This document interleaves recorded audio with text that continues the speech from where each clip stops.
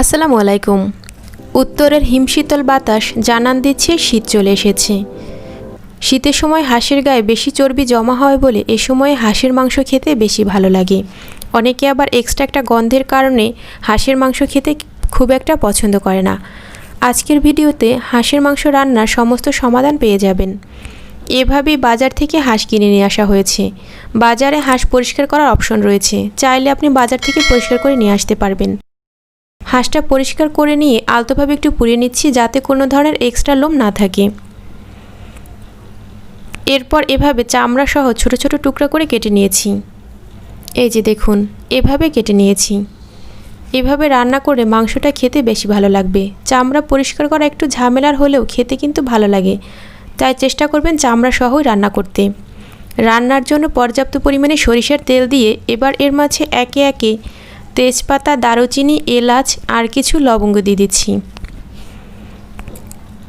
চামড়ার চর্বি সহ যেহেতু মাংসটা রান্না করব, এর থেকে বেশি তেলের প্রয়োজন হবে না। চামড়া থেকেও কিন্তু অনেকটা তেল বেরিয়ে আসবে। আর সরিষার তেল দিয়ে রান্না করলে মাংসটা খেতে কিন্তু অনেক ভালো লাগবে। মশলা থেকে দারুণ একটা সুগন্ধ বের হওয়ার পর এর মাঝে 1 কাপের মতো দেশি পেঁয়াজ কুচি দিয়ে দিলাম। হাঁসের মাংস ভুনায় পেঁয়াজের পরিমাণটা একটু বেশি লাগে, তবে চাইলে আপনারা আরেকটু কমিয়ে দিতে পারেন, তাতে কিন্তু কোনো সমস্যা নেই। পেঁয়াজের কালারটা গোল্ডেন হওয়া পর্যন্ত ভেজে নিতে হবে। স্বাদ মতো লবণ দিয়ে দিলাম। লবণটা চেক করে আবার পরেও দেওয়া যাবে। পেঁয়াজের কালারটা যখন গোল্ডেন হয়ে এসেছে, তখন এর মাঝে 1 চা চামচের মতো লাল মরিচের গুঁড়া দিয়ে দিলাম। এভাবে তেলের মাঝে লাল মরিচের গুঁড়া দিলে মাংসের মাঝে দারুণ একটা কালার যোগ হবে। রান্না শেষেই বুঝতে পারবেন এভাবে মরিচটা যোগ করার কারণে কত সুন্দর একটা কালার এসেছে। মশলাটা যাতে না পুড়ে যায়, তাই সামান্য পরিমাণে গরম পানি দিয়ে দিলাম। ভিডিওটা ভালো লাগলে একটা লাইক দিয়ে উৎসাহিত করবেন, আর চ্যানেলটি সাবস্ক্রাইব করে পাশে আসা বেল আইকনটি প্রেস করে রাখবেন এ ধরনের নিত্য নতুন ভিডিও পাওয়ার জন্য।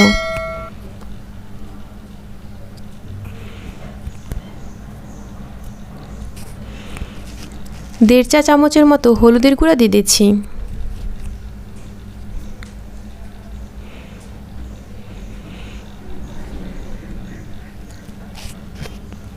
আর দিয়ে দিচ্ছি 1.5 চা চামচের মতো ধনিয়ার গুঁড়া। সব কিছু ভালোভাবে মিশিয়ে মশলাটা কষিয়ে নিচ্ছি। এখানে কিছু ফ্রোজেন মশলা নিয়েছি। যে প্রসেসে মশলা ফ্রোজেন করে রেখেছি তার একটা ভিডিও অলরেডি আমার চ্যানেলে দেয়াই আছে, যদি আপনাদের প্রয়োজন পড়ে তাহলে দেখে নেবেন। প্রায় 2 চা চামচের মতো করে জিরা বাটা আর আদা রসুন বাটা এবার দিয়ে দিচ্ছি। জিরা আলাদা বেটে রেখেছি আর আদা রসুন একসাথে বাটা আছে। মশলাটা আরও ভালোভাবে কষানোর জন্য আরও কিছুটা গরম পানি দিয়ে দিলাম।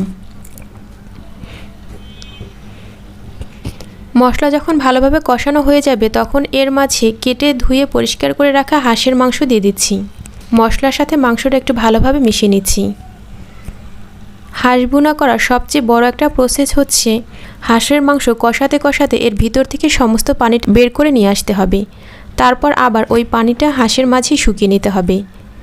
এমনভাবে শুকাতে হবে যাতে কোনো ধরনের এক্সট্রা পানি না থাকে। একটু বেশি সময় নিয়ে এই কাজটা করতে হবে। প্রায় 10 মিনিটের মতো হাঁসের মাংসটা আমি কষিয়ে নিয়েছি। এই যে দেখুন, মাংসের ভিতর থেকে কিন্তু অনেকটা পানি বেরিয়ে এসেছে। এখনও এর মাঝে আমি কোনো ধরনের পানি যোগ করিনি। হাঁসের মাংস থেকে কিন্তু অনেকটা পরিমাণ পানি বেরিয়ে আসে, তাই একটু বেশি সময় নিয়ে কষাতে হয়। আবারও ঢাকনা দিয়ে ঢেকে কিছুক্ষণ কষিয়ে নেব। মিডিয়াম আঁচে মাংসটা কষিয়ে নিচ্ছি।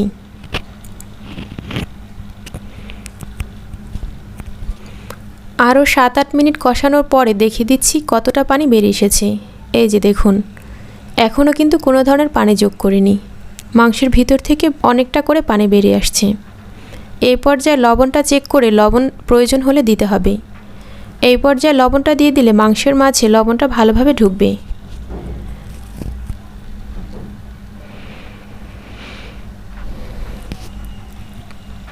হাঁস ভুনা করার সময় শুরুতেই কখনো এর মাঝে পানি দিয়ে দেওয়া যাবে না, তাহলে মাংসটা খেতে পানসা লাগবে আর এক্সট্রা একটা গন্ধ আসবে। তাই অবশ্যই একটু সময় আর ধৈর্য নিয়ে বারবার কষিয়ে কষিয়ে মাংসটা রান্না করতে হবে। এই যে দেখুন, এর মাঝে কিন্তু তেমন একটা পানি নেই, ভালোভাবে কষানো হয়ে গেছে আর তেলটা ভেসে উঠেছে। মুরগির মাংসের তুলনায় হাঁসের মাংস একটু শক্ত, তাই সিদ্ধ হতে বেশি সময় লাগে। এই যে দেখুন, চামচ দিয়ে তুলে কেটে দেখিয়ে দিচ্ছি। মাংসটা এত সময় ধরে কষানোর পরেও কিন্তু তেমন একটা সিদ্ধ হয়নি। এই যে, আর চামড়াটা সিদ্ধ হতে আরও বেশি সময় লাগে।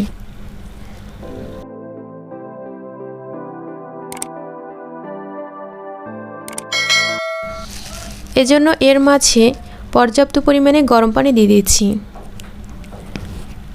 আপনি কতটুকু সিদ্ধ করতে চান তার উপর নির্ভর করে পানিটা যোগ করবেন, আর কতটুকু ঝোল রাখতে চান। ঢাকনা দিয়ে ঢেকে খুব ভালোভাবে মাংসটা সিদ্ধ করে নিচ্ছি। এইদিকে অন্য একটা চুলায় এলাচের বীজ আর গোটা জিরা ভেজে নিব। এলাচ থেকে বীজটা বের করে নিয়েছি, আর কিছু জিরাও দিয়ে দিচ্ছি।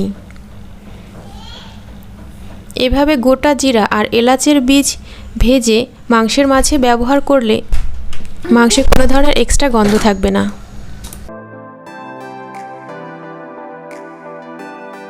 জিরা আর এলাচ ভাজা হয়ে গেলে গুঁড়ো করে নিব।